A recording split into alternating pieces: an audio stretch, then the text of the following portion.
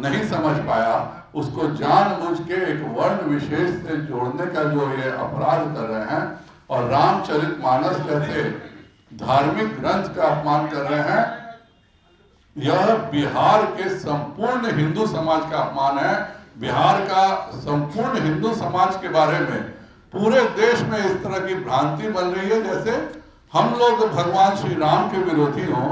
और इसके लिए शिक्षा मंत्री की जितनी निंदा, और राजद की, क्योंकि यह राजद के प्रदेश अध्यक्ष के द्वारा हुआ है, तो राजद की भी मैं निंदा करता हूं। राष्ट्रीय जनता दल को बिहार के जनता से माफी मांगनी चाहिए।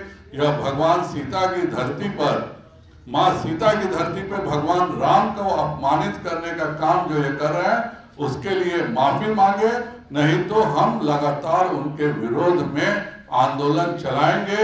और मैं बिहार के समस्त हिंदू समाज से अनुरोध करूंगा कि अगर राष्ट्रीय जनता दल का यह ऑफिशियल लाइन है तो संपूर्ण हिंदू समाज को जहां भी ये लोग जाएं उसका विरोध करना चाहिए। वैसे भी हिंदुओं के प्रति लगातार अत्याचार हो रहा है। आप लोगों ने खुद देखा कि दरभंगा में मूर्तियों को तोड़ा गया, दरभंगा में मूर्तियों को फेंका गया।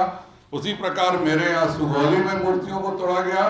यह एक राजद के खास, जो मैं शुरू से कहता था कि पीएफआई के एजेंडा पर यह सरकार चल रही है।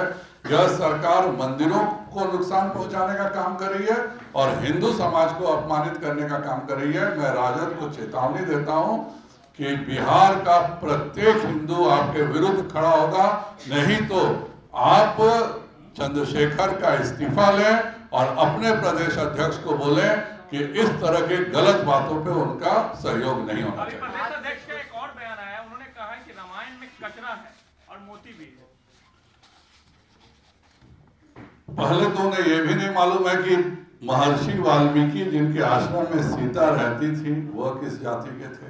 उनको यह भी नहीं मालूम है कि वेद व्यास क्या जाति में थे। अगर वर्ण व्यवस्था थी तो यहाँ पे इसी मगध पर जरासंध जी का शासन कैसे हुआ, चंद्रगुप्त का शासन कैसे हुआ, राजा चौहरमल का शासन कैसे हुआ। कोई ऐसा हिंदू में उपजाति नहीं है जिसके महाराजा नहीं हुए हों हिंदुस्तान के इतिहास में। ऐसी एक जाति आप खोज के दिखा दीजिए जिसके राजा इस हिंदुस्तान में नहीं हुए हों। तो यह सभी को लेकर चलने का था और हम सब कुछ याद रखते हैं, भागवत गीता को हम बिल्कुल याद नहीं रखते हैं।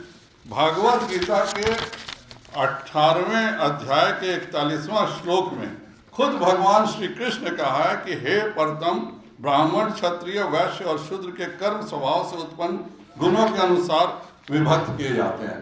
तो यह भागवत गीता का इस ज्ञान को अगर आज कोई कहता है, उसको कहता है, और कभी भी हमारे यहाँ समाज में बंटवारा नहीं रहा।